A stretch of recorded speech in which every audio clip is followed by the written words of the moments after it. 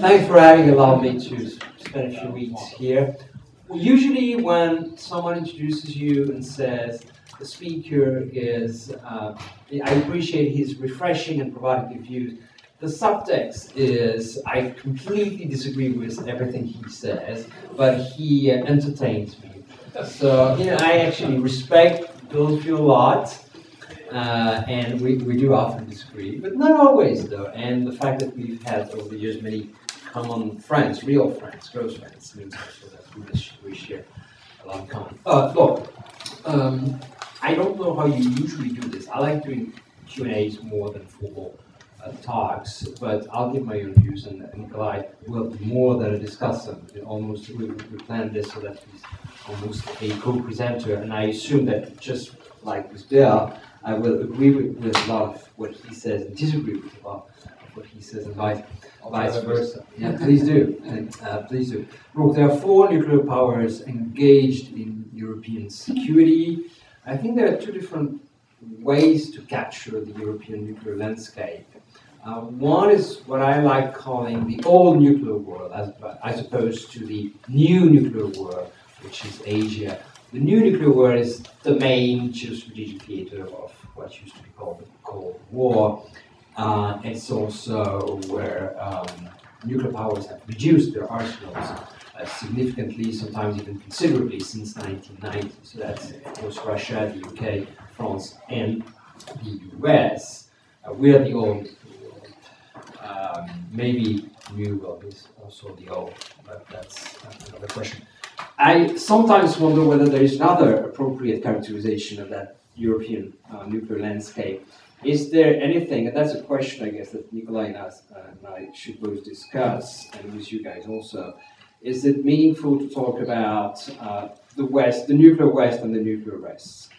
I mean, is there a difference between, is there a qualitative difference between the way Russia exercises its nuclear policies and I would say today rattles its nuclear saber, and the other 3, the UK, France, and the US. I think that's open for debate. In other words, do these 4 nuclear players in Europe have more in common than they have as differences? What is the relevant strategic dividing line? Is it the West versus Russia and the others, quote unquote, or is it what I just call the old nuclear world versus the Asian nuclear power? I think it's an interesting thought. When I say that Russia is rattling its nuclear saber, that's an expression that several commentators have been using over the past years, in particular over the past 12 months, and that's a combination of visible exercises involving nuclear weapons, what I like calling missile signaling or missile diplomacy. Just like China and others, but mostly China, Russia seems to test missiles, in particular strategic intercontinental missiles, at particular moment, at well-chosen moments. Call it missile diplomacy, call it a conversation, whatever you want to call it. There are also some pretty strong statements, of course, by Mr. Putin and by many Russian officials about nuclear weapons, and there are also the famous flights and overflights, one of which actually got very close to a French nuclear base a few weeks ago. So that's a question I invite for debate, both between Nikolai and myself. Where is the qualitative strategic dividing line between the rest and the others, or between what I call the old nuclear world and Asia? Now, coming to the topic you asked me to address, I think there are 2 different dimensions to it. One is nuclear weapons and security in Europe. The other is nuclear weapons and security of Europe. 2 different dimensions, 2 different questions. In NATO, I think it's useful to present the role of nuclear weapons as a cake with 4 different layers, so to say. The outer layer is the acknowledgement by London, Paris, and Washington that the 3 nuclear powers contribute to alliance security, with France being as an equal to the UK. You know, it's the famous Ottawa language, which has been used by alliance communiques since 1974. So a broad contribution to alliance security by three nuclear powers. The second layer is the British and American, mostly American, nuclear policy and planning, specifically in support of NATO, and France is not part of it. France is not part of the nuclear planning group or any of the other formal NATO nuclear arrangements. The third layer, going from the outer one to the inner ones, is nuclear stationing, or the fact that the United States maintains a few hundred B61 gravity bombs in Europe, and it's a tradition of stationing that began in the late 50s. The final one is nuclear sharing, which is different from stationing, is the fact that non-nuclear countries, European non-nuclear countries, have nuclear missions. 5 of them have, with very different degrees of alert, a potential nuclear mission, that is, their pilots can fly nuclear-armed aircraft. So, of course, the question that has been open for debate for 25 years now is that in the post-Cold War environment, are these arrangements, nuclear stationing and nuclear sharing, mostly a symbolic thing, or does it have real strategic value? Many analysts have said over the years that they don't have any military value anymore. I'm not sure I would give such a critical judgment, but I think what matters is that overwhelmingly within NATO there is a recognition that there is agreement that whatever military role these weapons might or might not have, it is dwarfed by the political dimension of stationing and sharing. Now, that's for the NATO level. Then there's the NATO-Russia level. My personal take is that the existence of nuclear weapons in Europe, including by Europe, the possession of nuclear weapons by countries engaged in the security of Europe, like the United States, or European countries like UK and France, and also by Russia. I was about to say on the other side, but I don't want to be one of those who believes that it's akin to the Cold War, but it's not NATO anyway.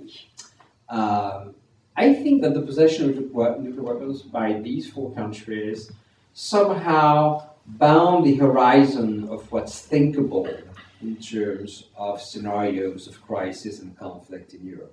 In other words, it's very difficult, if not impossible, to prove, but I think that the fact that there are 4 nuclear players make any tensions or interactions or crisis involving these 4 countries somewhat different than if there were no nuclear weapons.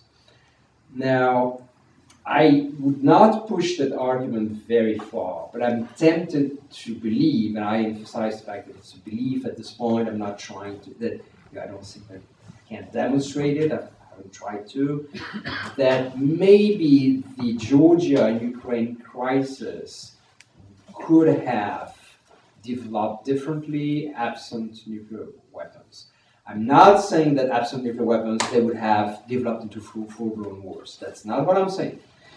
I'm saying that my interactions with at least one, my close interactions with several very high-level French leaders make me believe that nuclear-armed countries are countries where leaders keep on the back of their mind their nuclear status, even though they don't think about them every day. I think it's in the back of their mind. And the sense of belonging to a particular club is something which is fairly deeply ingrained in all nuclear countries. So I think that's the second question for debate. How much, if any, do nuclear weapons have on hot crises such as Georgia and Ukraine? And again, I'm putting it as a question for debaters. I don't have any fixed or certain. I don't have any certainty about that, but I suspect that things could have been slightly different, not radically different, absent nuclear weapons. That's for the security in Europe direction. But then there's also, since the topic you asked me to deal with is nuclear weapons and European security, there's also the security of Europe. That is, risks and possible threats coming from outside Europe, namely the Middle East and Asia. I think that now I'm going to take the point of view of France and the UK, although I'm not a British national, I think, unless there is a British national in the room, I can also play. Oh, there you are. So, sorry, I forgot that. So feel free to, of course, give your own British perspective. Much better British accents.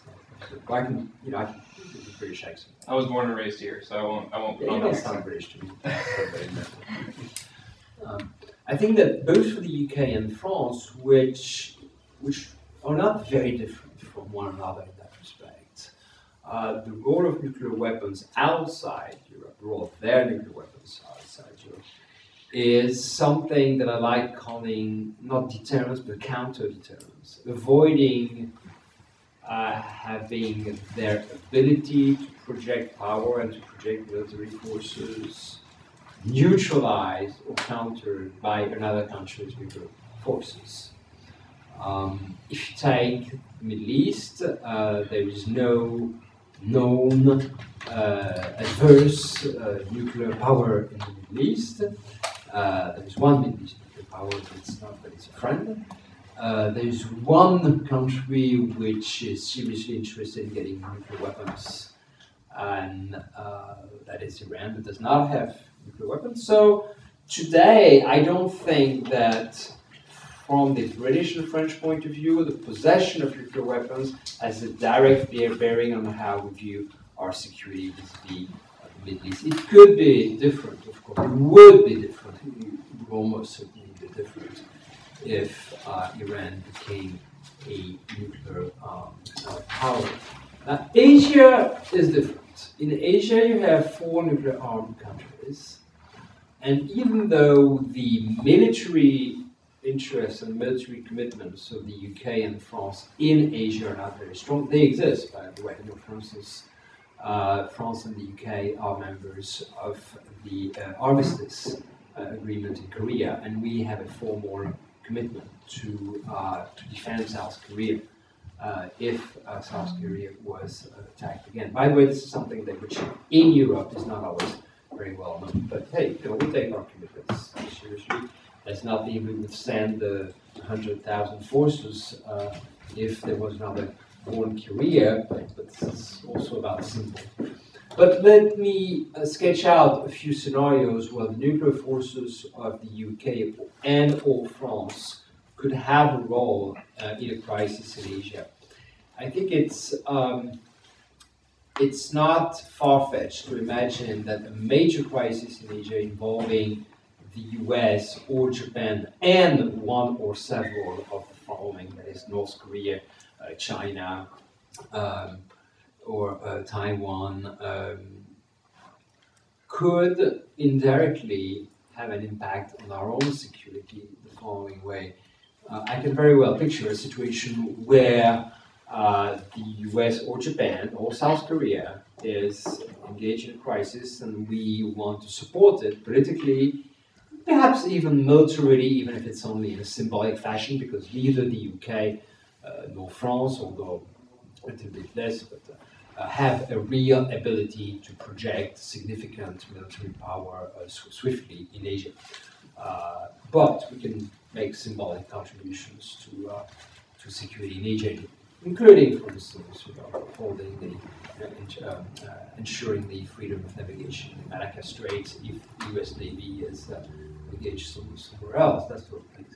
So imagine you have a crisis in Northeast Asia, and Paris and London say, well, we support our friends and allies, the US or Japan or South Korea. And then you can imagine China or North Korea saying, no, no, no, no, this is not your fight, we want you out of there. Remember, we can reach your territory. That sort of game is where nuclear deterrence comes into play, even if it's indirectly. That is, it allows you, or it allows us, to say, no, we can't do that because we're not afraid of your threats. We have our own nuclear weapons, and don't play the nuclear card because we can play this game. So it's a way to maintain free diplomatic and perhaps military freedom of action. Now, these scenarios are not scenarios which are highly likely in the coming years, but they're not far-fetched. Certainly, they deserve to be taken into account by medium-sized nuclear powers such as the UK and France. And that's one of the reasons, by the way, why France built an intercontinental ballistic missile in the 1990s. Now we're transitioning to intercontinental ballistic missiles on our submarines. One of the reasons was to make sure that we would be able to target any non-allied nuclear-armed country in the world. That was a very deliberate decision. There were other reasons, but that was clearly one of the reasons. So, in a nutshell, you have two different kind of roles for European nuclear forces, along with the US, and as a secondary role, of course, vis-à-vis the US, a role in European security, and second, a global role, or for now Asian related, because this is where most new nuclear powers are, and that makes that makes the overall picture. Let me finally say a few words about the differences that I see between France and the United Kingdom. Again, I'm not speaking for the UK, but having had a very, very close work relationship with my UK colleagues for the past 25 years, I think I can say a few words about that. We're both, along with the US, members of the so-called P3, that is, members of the UN Security Council, nuclear powers in the sense, well, nuclear weapons sense in the sense of the NPT, and members of the Atlantic Alliance. However, contrary to the UK, we are medium-sized nuclear power, or smaller nuclear power. I don't have any problem with saying that my country is a very small nuclear power. By the way, I have an anecdote about that. Not everyone is comfortable with that.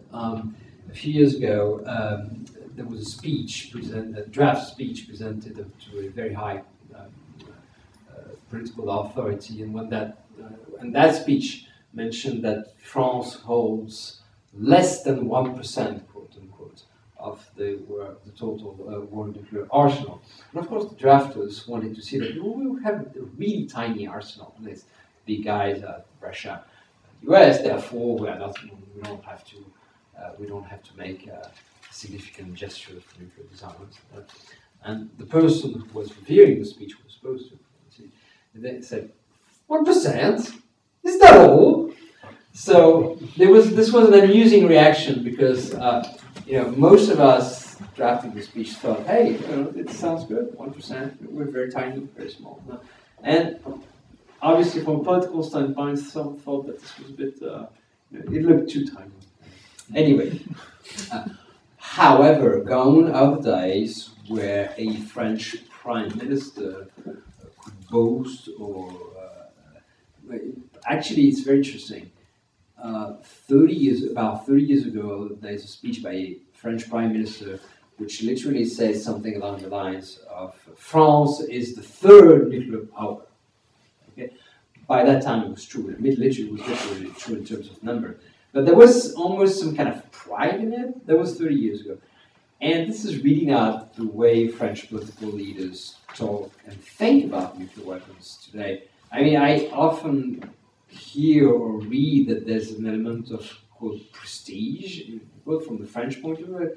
No, I've never heard, pride or prestige, that kind of expression. I've never felt it, actually.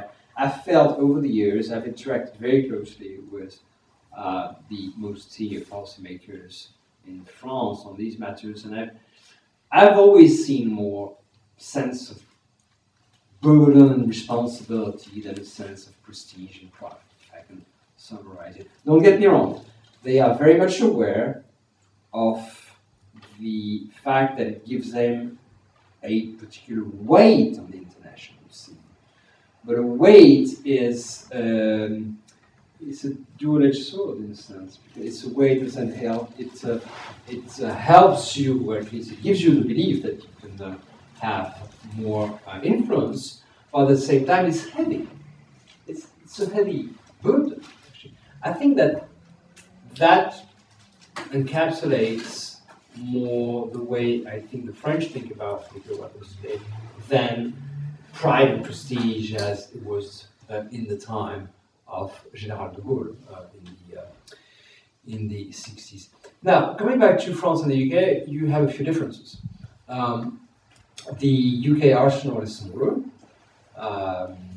perhaps even by 100, maybe close to 100. Sometimes people ask, well, why do the French need about 300 nuclear weapons, whereas the British say they need only 225, or less than 225? And I think there are very good reasons for that. In fact, a weapon is not a weapon. A UK weapon is not necessarily a French weapon. They have different characteristics. For those of you who are not familiar with the way nuclear planning is done, it's a very complex set of equations which have a number of characteristics, those of the weapons themselves, those of the missiles, those of the launchers, etc. And sometimes 300 and 225 are not that different when it comes to actual results in terms of planning. The second dimension to that is simply a political choice. I'm fond of saying I have no problem with the principle of disarmament. If tomorrow the French president, this one or the next one, says, I think we can deter with 10 nuclear weapons, I would say, hey, it's his call, right? It's his responsibility. And maybe tomorrow we'll deter with 10 nuclear weapons. But what's important here is that it's, at the end of the day, a political judgment. It's up to Mr. Putin, Mr. Hollande, Mr. Obama, and others to decide whatever they feel comfortable with in terms of numbers. But the numbers themselves are not so important. It's the ability of the arsenal to do certain things under certain conditions. By the way, among the parameters that may be different is the level of safety, reliability, efficiency that you accept for a given set of warheads. For instance, one of the countries may be comfortable with a level of 90% confidence that this particular warhead will explode. Another, maybe the other guy across the channel believes that you need 99.99%. It's a matter of political judgment. So I think there are good reasons why, good explanations why France and the UK, even though they have fairly similar nuclear policies and do share a lot of things in common as far as nuclear weapons are concerned, have different number of weapons. Have also, by the way, a different arsenal, because France has two components, seaborne and airborne one, and the UK has only a seaborne one. A second set of differences between London and Paris is our views on disarmament and on so-called negative security assurances. Clearly here, the UK has always been, has been for a long time, and remains much closer to US views, and vice versa, than France. Clearly, the British and the Americans think along the same lines on a number of nuclear policy-related issues in disarmament and non-proliferation.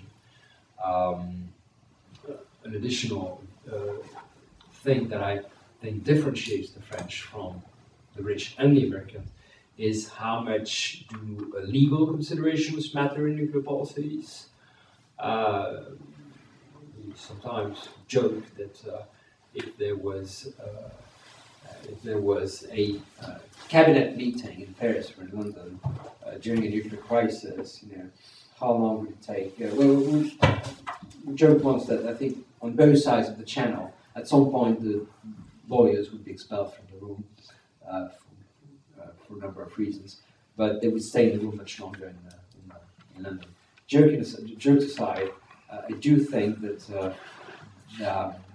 the American and British cultures lend themselves to a higher and deeper consideration of legal issues in nuclear policy and strategy than in the French case.